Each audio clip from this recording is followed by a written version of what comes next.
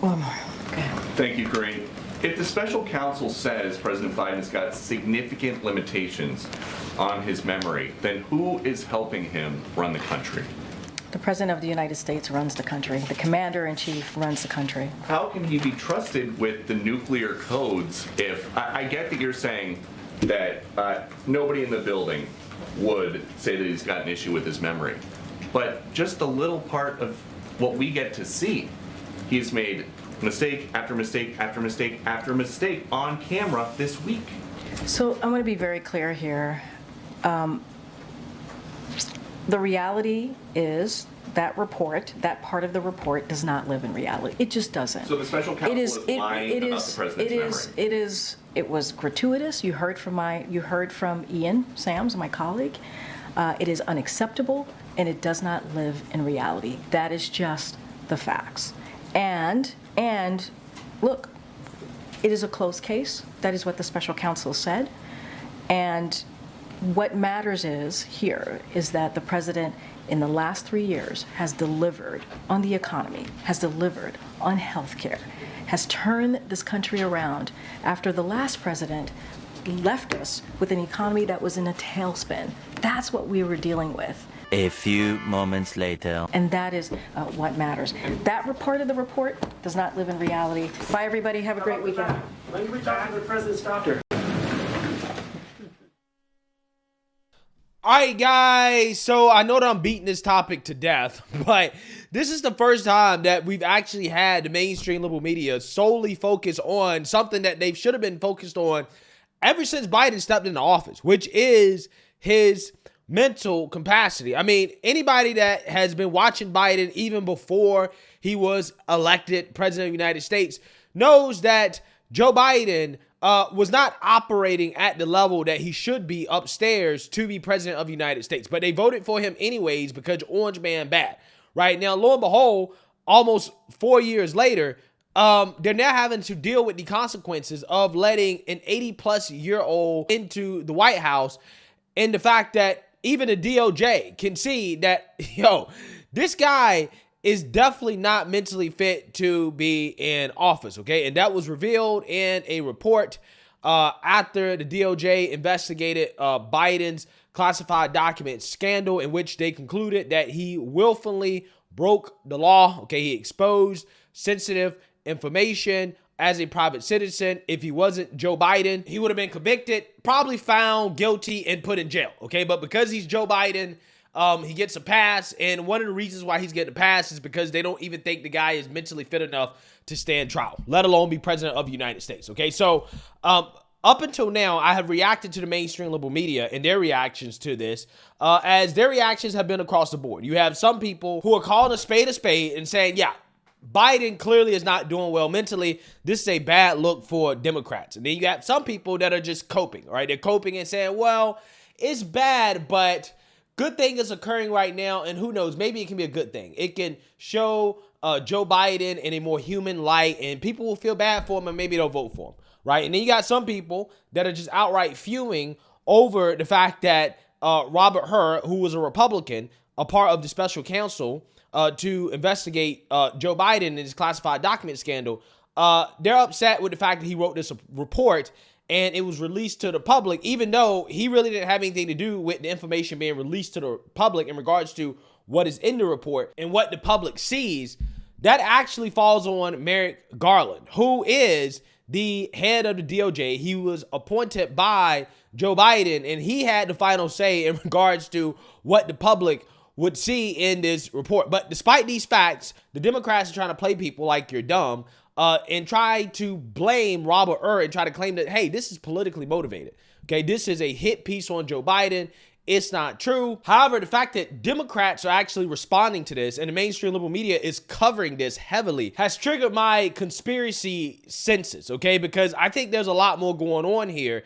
And one of the reasons why is because of the surprise press conference that Joe Biden did last night, in which he mentally fell apart on national television while trying to prove that he is mentally fit to be in office. And the way that this is being handled is a lot different than how the media usually handles these mistakes from Joe Biden. And that tells me that this is probably a part of the grand plan to get rid of Joe Biden. And a lot of what we're seeing here is theater. So with that being said, we have to talk about Kamala Harris, who now is coming out and defending Joe Biden. And I want to react to her getting very, very, very emotional, okay, and triggered and pissed off over reporters asking about Joe Biden and his mental fitness. As a former prosecutor, do you think the Special Counsel report is fair? I'm glad you asked. Listen, I have been privileged and proud to serve as Vice President of the United States with Joe Biden as President of the United States. And what I saw of that report last night, I believe is, as a former prosecutor, the comments that were made by that prosecutor, gratuitous, inaccurate, and inappropriate. October 7th, Israel experienced a horrific attack, and I will tell you, we got the calls, the president and myself, in the hours after that occurred. It was an intense moment for the Commander-in-Chief of the United States of America, and I was in almost every meeting with the president in the hours and days that followed. Countless hours with the Secretary of Defense, the Secretary of State, the heads of our intelligence community, and the president was in front of and on top of it all, asking questions and requiring that America's military and intelligence community and diplomatic community would figure out and know how many people were dead. How many are Americans? How many hostages? Is the situation stable?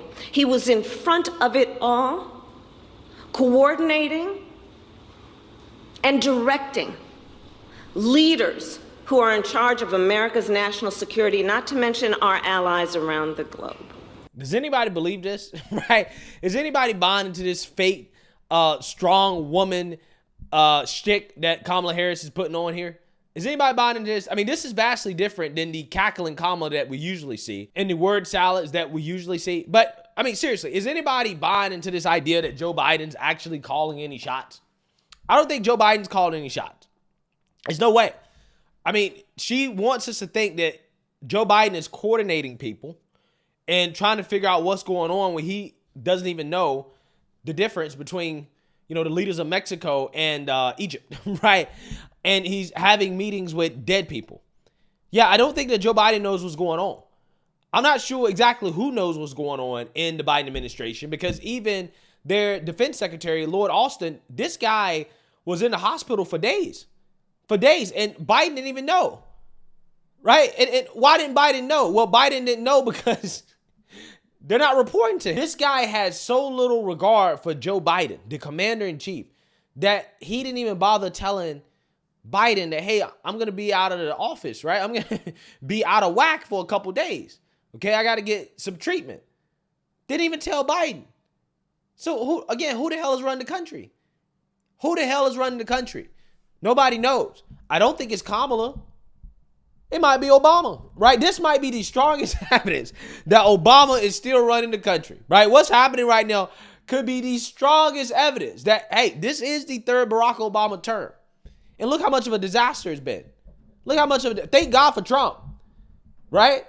Because this is what it would have been like under Hillary. So the way that the president's demeanor in that report was characterized could not be more wrong on the facts and clearly politically motivated. Wow, amazing. It's crazy how they're coming out here and then now all of a sudden saying that the DOJ is being weaponized politically when things don't go their way for Joe Biden. When, again, the person that actually made the decision to release the parts of the report that they're upset about is Merrick Garland, right? It's not Robert Hur. And again, that's how they're playing you. They're trying to play you like you're dumb. When, again, Merrick Garland is the one responsible. So are you trying to say that Merrick Garland is politically motivated to try to take down Biden, which could be true, right? I mean, that could be true.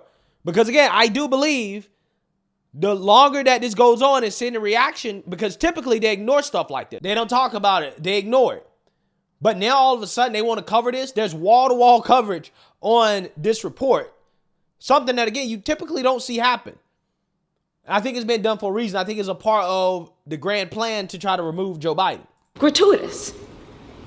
And so I will say that when it comes to the role and responsibility of a prosecutor in a situation like that, we should expect that there would be a higher level of integrity than what we saw. Thank you. Thank you for the question.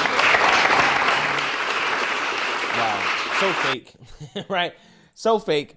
So again, I want you guys to remember, Vivek has been saying for a long time that this is a part of the plot, right? The part of the plot is to remove Joe Biden. He's not going to be the Democrats' 2024 presidential nominee. I think the decision-making was even poorer than the actual execution of it, both of which were terrible.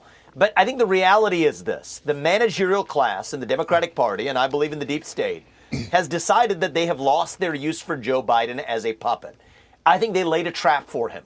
They invited him effectively to prove to the American people that he doesn't have the mental acuity to do it. He fell into their trap. And now they're laying the groundwork for in the coming 3 months to sideline him and actually put up who the real nominee is going to be. So I said this at the end of one of the Republican presidential debates, and I'll say it again. Just be honest with the American people. Tell us who the actual nominee is going to be so that we don't play these games and we can actually have an honest, open debate about who should be the next president of the United States, because we know that Joe Biden is not going to be one of those candidates. And I think tonight made that much more clear. And the reality is the Democratic Party has always had one obstacle stopping them from sidelining Joe Biden. That's what I call the Kamala Harris problem. They've tethered their identity to identity politics. Yet if they don't make her the nominee, it makes them very difficult to sideline Biden, which is what leads me to, I think, the likely conclusion that it is going to be someone like Michelle Obama who they do put up. So I think there are serious discussions likely underway. Pretty soon those are going to spill over into the public sphere. And I wouldn't have been shocked if that happened tonight, but I think the greater likelihood, Trace, is that they wait another couple of months and let this play out. Yeah, so you seen that, you heard that. I think that Vivek is right. I think that they threw Joe Biden under the bus. They threw him to the wolves. Okay, they thought that, hey, if we throw Biden out there and allow him to make a fool out of himself to basically show the world that he is, in fact, mentally unfit, then this will pave the way for him to be removed eventually. And I think that's ultimately what's going to happen. I think we're in the beginning of Joe Biden actually being removed, because there's just simply no way they're going to allow this guy to debate. It's either that or let Trump win. And we know that they're trying to do everything that they can possible to stop Trump from winning. But if they allow Joe Biden, who allegedly is supposed to be running the country, to go out there and to continue like this, getting on the debate stage with Trump, potentially having a Mitch McConnell moment on the campaign trail, he's guaranteed to lose. Guaranteed to lose. So I personally think that this is leading the way for Biden to eventually be removed. And I think it's going to happen after the Democrat primary is done, but before the DNC. And the reason why is because then at the DNC, they can have an undemocratic process. Remember, they have super delegates, okay? So, you know, the Democrats already don't use a democratic system in the first place to decide who their candidate is going to be. They have the whole super delegate thing in place. Joe Biden will announce that, hey, I'm not running for president anymore. And then they'll, you know, place their new puppet in, and then they'll be the nominee. Now, whether that's Kamala, Michelle Obama, Gavin Newsom, remains to be seen. But I don't think it's going to be Joe Biden. It can't be. Not at this point. Not unless Democrats actually do want Trump to win, right? Because if the election was held today, I think Trump's winning in a blowout. And I believe that this report is basically the nail in Joe Biden's coffin when it comes to his electability. Let me know what you guys think. Make sure you like, comment, and subscribe. Most importantly, share a Black conservative perspective. Peace.